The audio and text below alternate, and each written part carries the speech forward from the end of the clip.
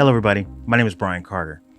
After talking with multiple producers and mixers and musicians about McDSP's APB 16 system, it's clear that there's a little bit of confusion about it. So that's what this presentation is for today. It's really to dispel some of the myths, give you an opportunity to see it in action, and just provide as much information as we can about it. But one of the biggest myths is that a lot of people think it's a DSP-based system, like many of the other products out there. But that's absolutely incorrect. This is an analog-based system. This has op-amps and capacitors and VCAs, and it has that tonality that we've always loved about our analog gear, right? But the beauty of the system is that it's also hybrid. So you get the benefits of analog, which is sound quality and other things, right? But you also can get rid of the headaches of analog. When I say headaches, I mean when you bring analog gear into a digital studio, there's just other things you're going to have to deal with. Latency, determining what that latency is, recallability, inability to automate. APB system literally takes care of all of those things. So we'll cover that throughout the presentation. But I want to keep it simple. I just want to show you a few of the kind of the basic things that people have been doing with compressors and or limiters, and just show you how easy it is to do this now using analog in a digital environment. Here's what I mean.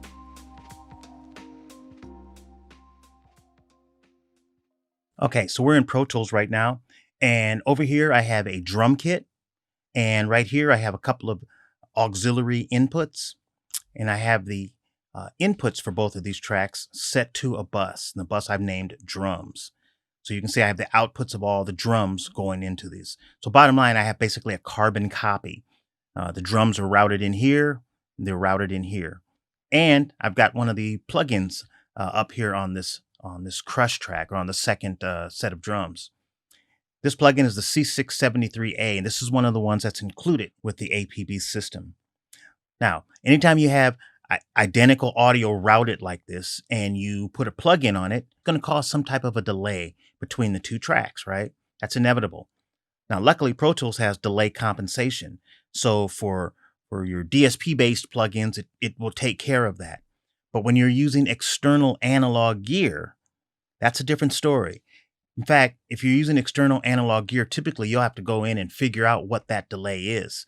So whatever channel you've patched that gear into, you can go in and type whatever that delay might be. And there's different ways of figuring it out, right? But with the APB system, of course, that goes away. You don't have to worry about it because the APB plugins report to Pro Tools delay compensation engine exactly how much delay. So here, let me go ahead and play this. As you can hear, there's no phasing, there's no nothing. It's perfectly in sync, even though it's going through another plugin. And you can see the amount of delay and the amount of delay compensation down here. So all we have to worry about is what sound do we want. We can go in fact, to do this parallel compression, let's go ahead and squash this set of drums. And I think what we'll do is let's do this. I'll let the threshold out a little bit. And I'll bring time constant back. By the way, this is basically attack. I like to just simplify it. This is fast attack or super slow attack, right? And fast release or very slow release. So in this case, I want to get that initial transient. Super fast attack. And you can see I'm getting about -3, maybe -4 dB of gain reduction. And let's bring the threshold more and really crush it. Now I'll bring the output up.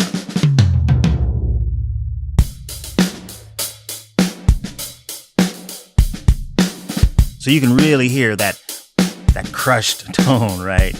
That pumping that's going on. So here, now we can bring this down. Let's bring in the dry drums. I'll put that at 0 for now. And then we can just basically blend it to taste.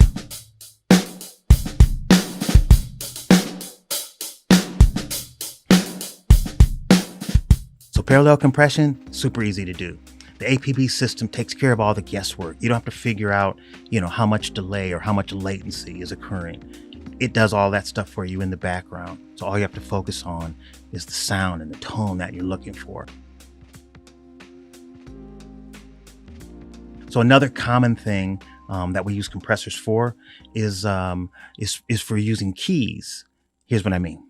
So in this example, I have multiple kicks along with a Moog bass part that I played in here. So there's a lot of low end going on. Let me just play this for you real quick.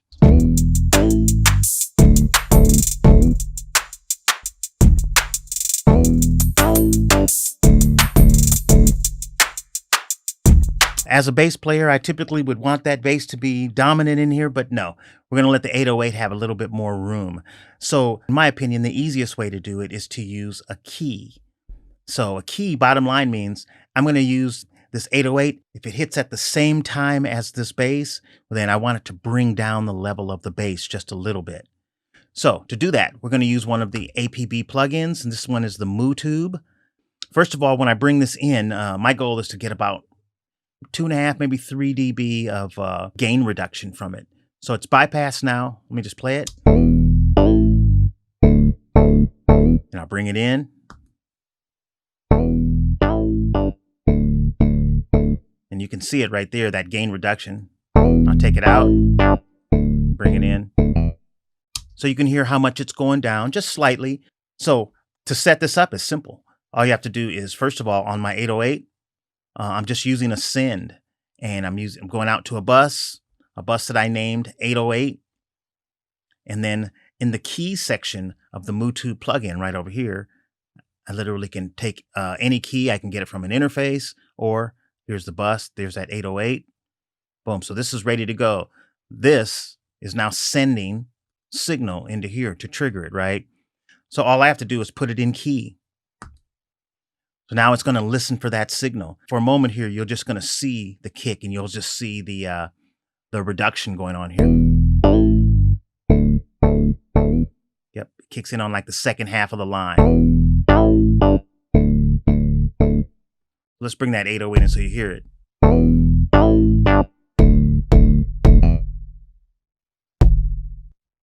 Perfect, it's doing just what I want. Let's bring the rest in.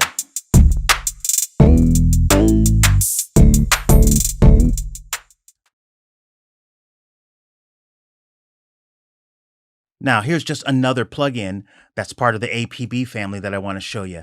And this is the C18. I love this plugin, super clean. You also have the ability to do keying because you've got a key section up here, so I could do the same thing. In this case, I just want to deal with just raw compression for a moment. So this little part right here is an arpeggiated part that I played in. Check it out.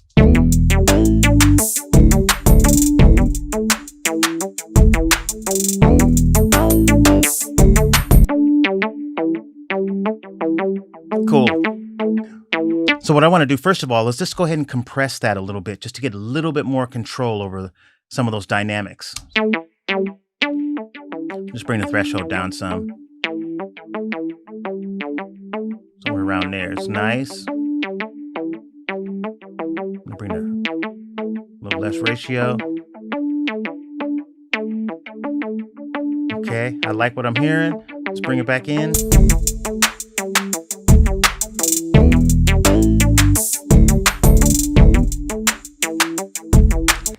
Sometimes with compression, a mixer will have their take on what they want something to sound like dynamically, right?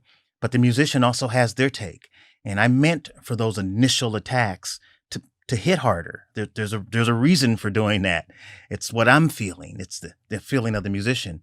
So I love that McDSP has added this little button right here, bite, which bottom line, if I click that, all it does is just allows that initial attack to kind of leak through.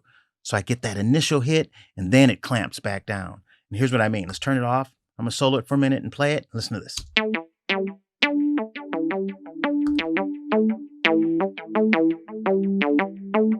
Take it back out. You can almost see it over here in the amount of reduction. Watch, I bring it in. Love it.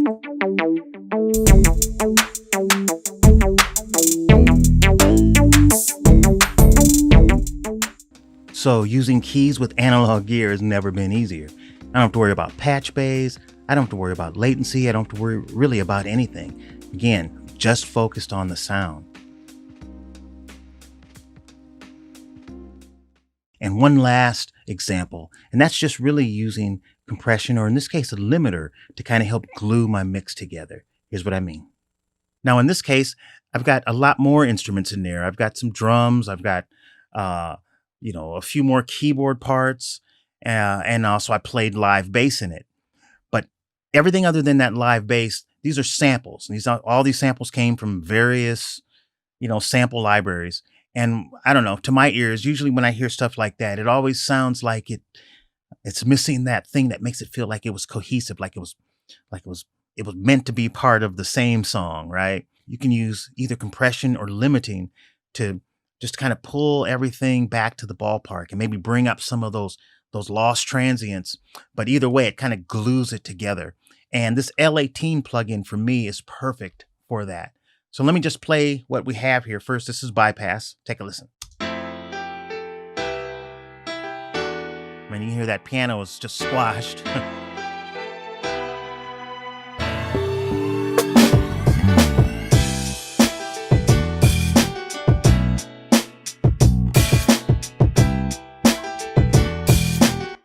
Now, what I want to do now is I'm going to start to bring the gain up a little bit so that we can kind of really hit it and push it a little harder so that we get a little bit more of the limiting.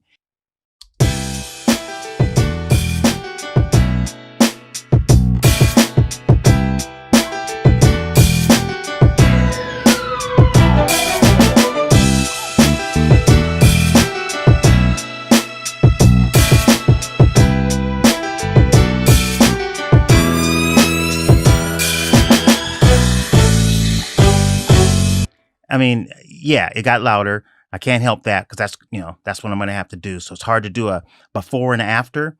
But I mean, my ears certainly hear it. Everything feels a little bit more cohesive. But it doesn't end there. A lot of times, especially with compression and when you're using it across a lot of different types of instruments, to my ears, the high end is usually the first thing to go. And sometimes that might just be the characteristic of when you're going out into analog gear. It just has a warming effect. But I still want to have the ability to have that edge, that brightness to still cut through. And this button right over here and this knob, color, if I turn that on, this is like a hybrid aspect of this plugin. Everything about this plugin is going out to analog gear, but this part is actually digital. And it's basically like a digital EQ that they've put in there. So if I push this to the right, we're going to hear a little bit more high end, a little bit more high frequency will cut through. Push it to the left, it's going to actually take a little high frequency away. So whatever is needed, you have the ability to get there. So here's what I mean. I'll try to do this a little bit more extreme and then I'll dial it in, but check it out.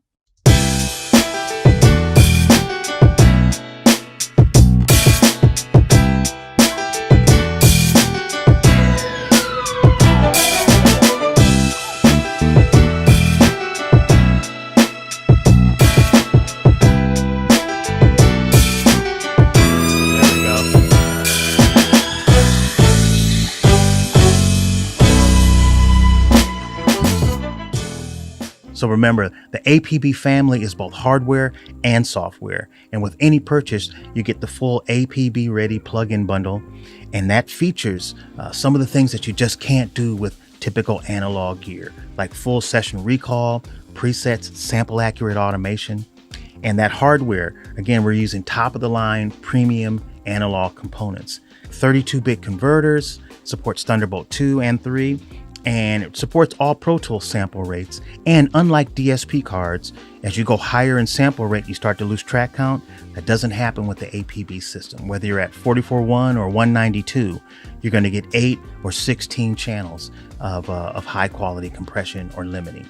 If you have more questions, feel free to go to info@mcdsp.com or certainly check out the website at mcdsp.com. My name is Brian Carter. Thank you guys for watching.